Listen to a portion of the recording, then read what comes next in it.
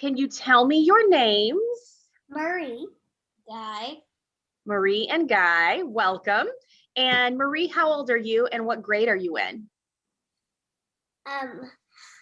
I'm 6 and I'm in kindergarten. Kindergarten. And Guy, how old are you? I'm 8 and I'm in 3rd grade. Tell me your topics that you prepared to discuss. About Ruby Bridges. Tell me what you've been learning about Ruby Bridges. I want to hear all about it. Ruby Bridges was a black girl, and there was an all-black school, and there was a very hard test that she had to do. But Ruby Bridges did it, and she got to go to an all-white school. Lots of white people detested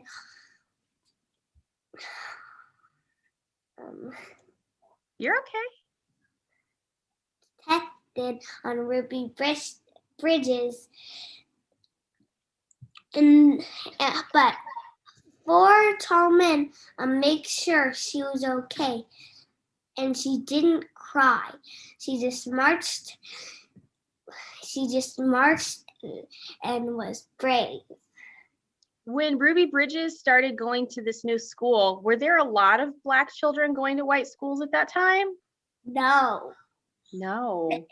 Schools were segregated. That's right. Can you tell me what segregated means? Split apart. That's right. I am amazed. My mind is blowing right now because you are just so smart and you know a lot about this. This is good historical information. Tell me some more stuff that you learned about civil rights and segregation.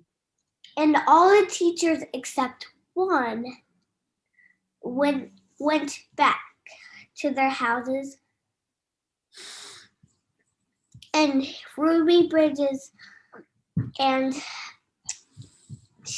her teacher taught her lots of things. And then people started to return back to the school. And not only white people, black people. That was a big deal, wasn't it? Yeah. So Ruby Bridges was a pioneer. She started something really wonderful, didn't she? Mm-hmm. Can you imagine being a little girl just like yourself, doing something so big and so scary? And she just went in there and was so brave. And she succeeded, didn't she? Yeah. And at the time, water fountains were segregated. That's right. Bathrooms were segregated. Mm-hmm. Remember? And baseball was segregated. That's right. And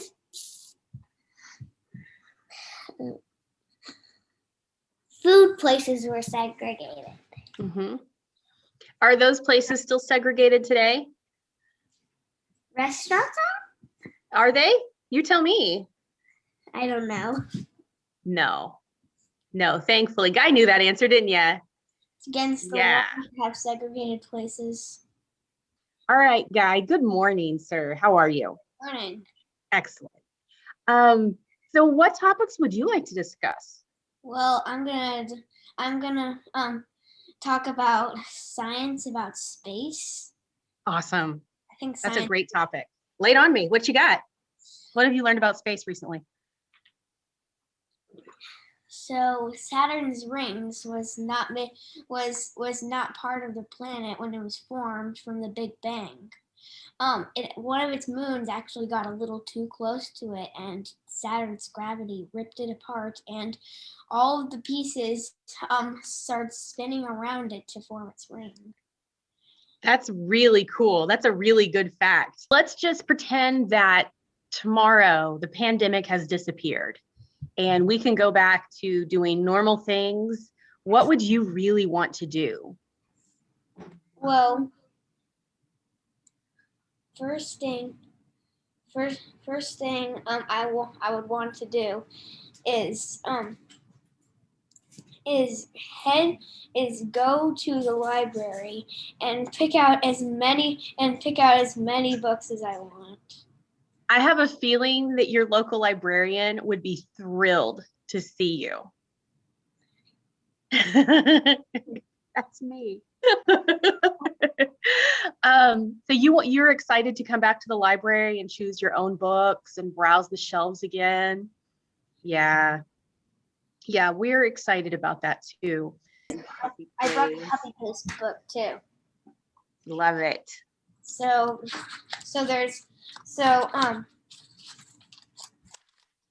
you see all these names right here? That's a lot.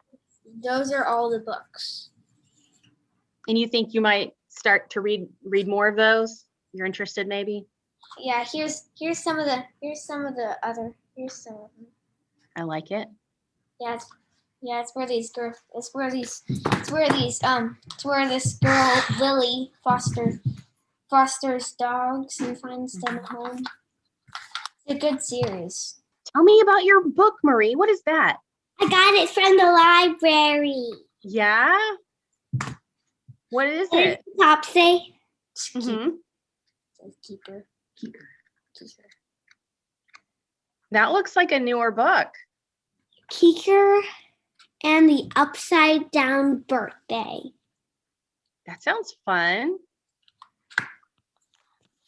And here's another book that I got from the library.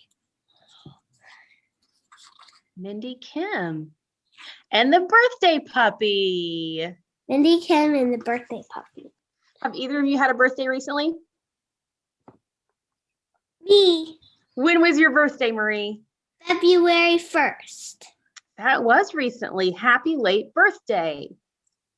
She got all these books right before her birthday. Yep. Do you like celebrating birthdays? Here's my favorite. Let's see. Barbie Princess Adventure. Do you like Barbies?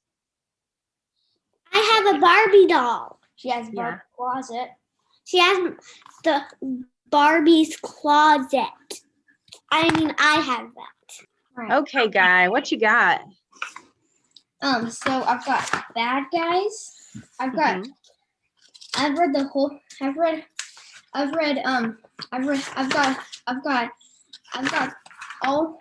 all the way up to the 11th book in this. There's 12th book and it's just going up. 13. It's gonna be 14. Here's 15. My favorite page.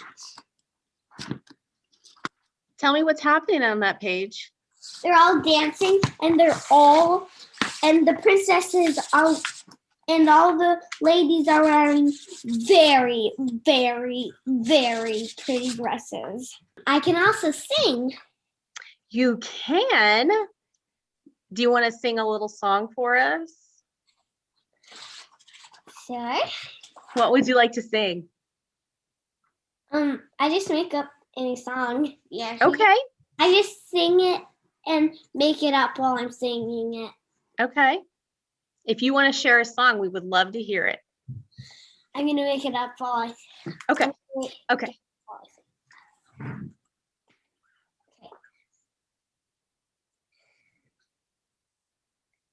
Give it up, let it go, turn around, kind of show. I wanna see your voice out loud. I had to turn it up, sound. I just see you, I see. Time for time for me. Maybe that whole new world that I can see, that you can see everywhere we go. Hey, you have a lovely voice, Marie.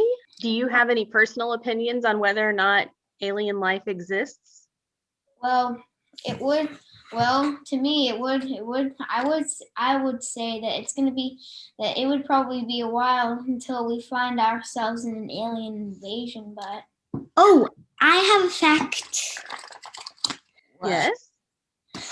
Um, sometime our universe and a different universe are gonna collide together and and it's not gonna danger the other species, but we may get some new animals on this universe. That sounds exciting. Well, Where did you learn about that? well, we've been watching this show called Cosmos. It's with Neil deGrasse Tyson. He is a famous scientist. Can you tell me more about him? What you know about him? Why we would trust him?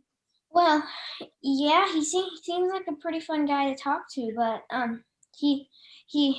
Cosmos is all about you going to a ship of the imagination, and so Marie, you're right that two galaxies are gonna that our neighbor galaxy, they're gonna collide together, but none of the planets or stars are gonna get hurt.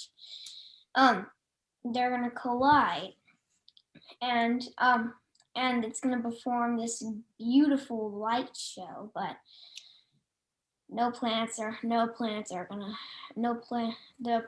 completely safe. So that's not something we need to worry about right now. No. It may happen when I'm really old. It may even happen when we aren't alive. Yeah. It even happen when Earth has totally changed to a robot land where everyone is the living dead. Who knows? We saved some paintings. Oh, that's amazing. Can you hold that just a little bit closer to the camera so we can get a good look? There we go. You see all those stars? I do. Tell me about that, guy. We used toothbrushes for that. We flipped the toothbrushes and made stars. That's a cool technique. And valley of beautiful stuff. Tell me what's going on in your painting. So here's Saturn. Here's Earth. This is just a made-up planet, and here's a comet. That's fantastic. And here's a starburst. I'll show you mine. I love how you were able to create or to use both your love of space and art together. Marie, Here's an aurora borealis. Oh, I love that you know that word. And the artwork is gorgeous. And what is that you're pointing to? Here's planet Earth. Here's Saturn. And here's Mercury. That's fantastic. Did you guys have fun painting space? Yeah. Yeah, that looks like fun. And you were learning too. That's so cool. So I know division, and I had a Black History Month project about I don't think much people have heard about her, Annie J. Easley. She was a black woman who was a rocket scientist. What else can you tell me about her?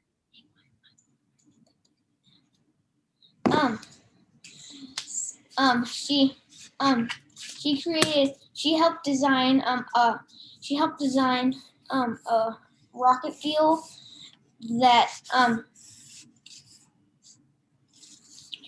rocket fuel that helped the rocket carry more cargo, and she helped design a second stage rocket booster called Centaur. She sounds really smart. Oh yeah, she knew a lot of math. Yeah. Do you like math and science? Well, obviously we know you like science, but do you enjoy math as well? Mm-hmm. Yeah. How do you feel about division? It's cool.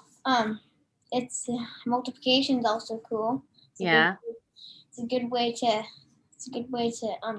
find out quickly about stuff. Like if viewers out there who don't know this trick, you can have a way. You can actually have a way to do easier if you have trouble with 9 multiplication. Just hold up your hands and say I'm doing 9 times 6. Mm-hmm. I just hold down my 6th finger, and 5 and 4, then that makes 54. And say I'm doing 4, I can just hold down this finger, and I got 36. That is amazing. Yeah. Okay. 9 times 9 is 81. That is really cool. That's a nice trick. Yeah. Marie, what do you have to share before we sign off? I need to show you a picture of space. Okay. You just drew it. Can you put it more close to the camera? Fantastic. There's Earth. Huh? There's its moons. Uh-huh. There's our moon. There's Mars, and there's Phobos.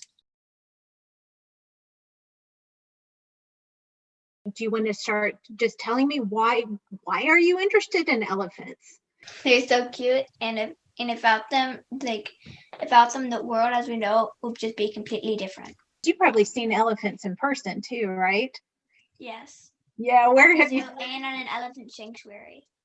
Oh, you got to go to an elephant sanctuary too? Mm-hmm. So what, those big ears, the big floppy ears, sometimes they flop them to get off flies and different things. Yeah. There's your elephant. I didn't even notice the elephant sitting right next to you. Well, I have a lot more elephants, but You do. This one doesn't stay on this bed. It goes on it goes like on the other bed in my room, which I work on sometimes. We work on my bed, but it's still there, and so it just sits there. But this one is on my bed, and all the other elephants are at my dad's house, either on the ground, on the rack, or on my bed. So you're just surrounded by elephants. Is that why you became interested in elephants? Did you become interested in elephants and then you got all of the elephant stuffed animals, or did you get the stuffed animals and then you became interested in elephants? What came first? Interested in elephants. Then Interested. So you said, I love elephants, and then people just started giving you elephants then. That makes sense. So what, Carolyn, what is something about elephants, a fact that you've learned that you think other kids would really find interesting? Well, they're being hunted because people want their tusks, yes. They can just use them. So they don't they shoot them, take their tusks, and just leave them rot. But most elephants don't even have tusks. So it makes no sense that they do that. Exactly. I went to the zoo and I saw a ton, and most of the elephants there only had little nubs, and the rest didn't. One elephant had little nubs, the rest none.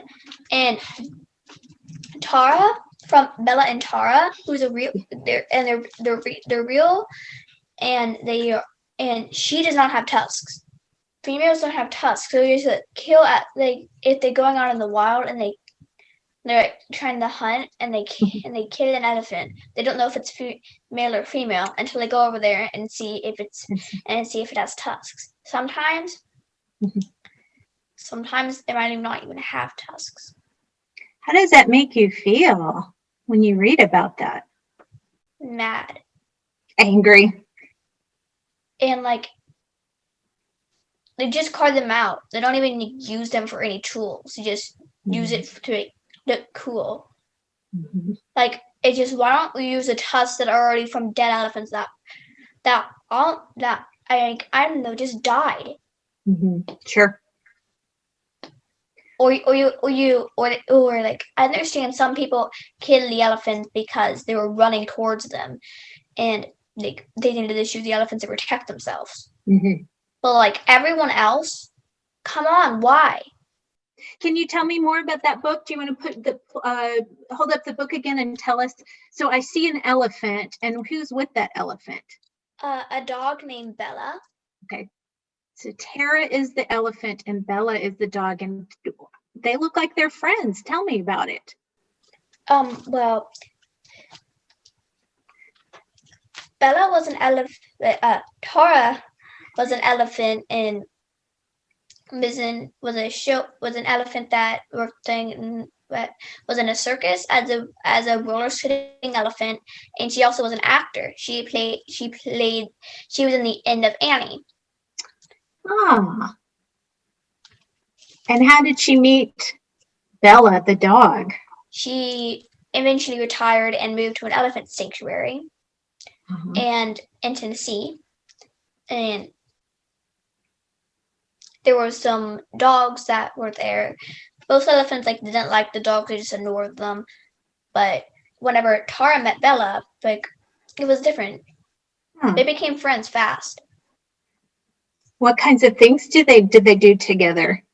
They'll always stay together to they might be run away, they might separate for some of the time, but they usually are together. They'll always eat together, drink together. Wow.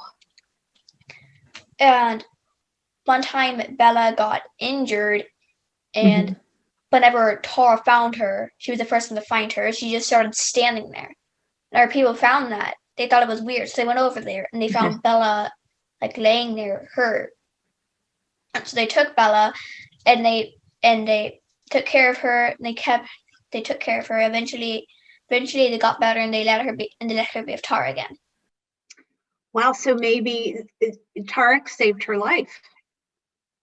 Bella's life. That's more than a friend. That's almost like a mom or a dad.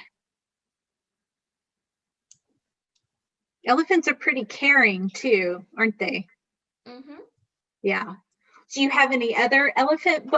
First, tell us why should other kids read that book in particular? Why do you think they would like it?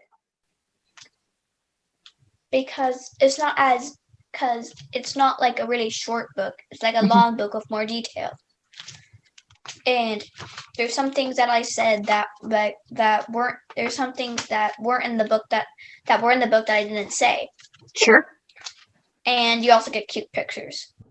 Cute pictures are the best, and that they're the pictures of the actual elephant and dog together, right? Is there one that you really like? Maybe you could hold up. There's this one at the end, and then I'm looking for another one. I don't know where it is though. Sure. There's just two of them.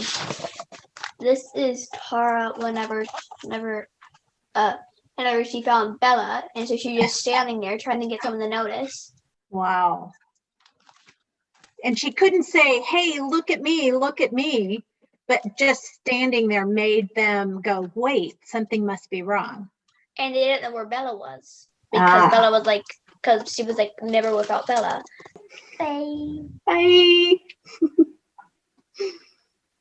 Hello, Tulsa City County Library customers. I'm Miss Tori from the Glenpool Library, and I'm here to talk to you today about our Pause for Reading program.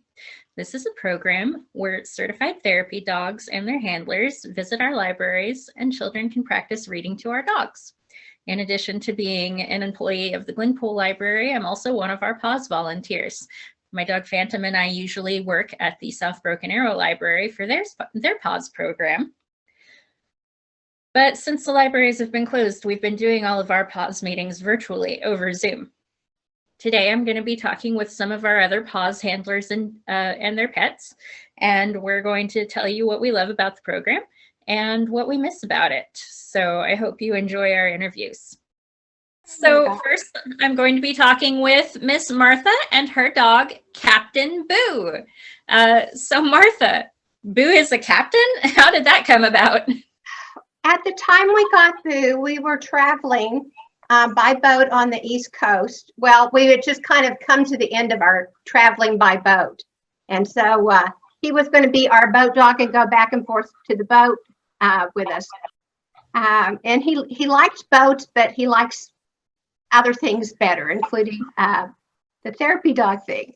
Boo is a 14-year-old Bichon Frise, and he actually has been doing PAWS with the Tulsa County Library for over 10 years. He started originally with my husband, his primary handler, about 10 years ago.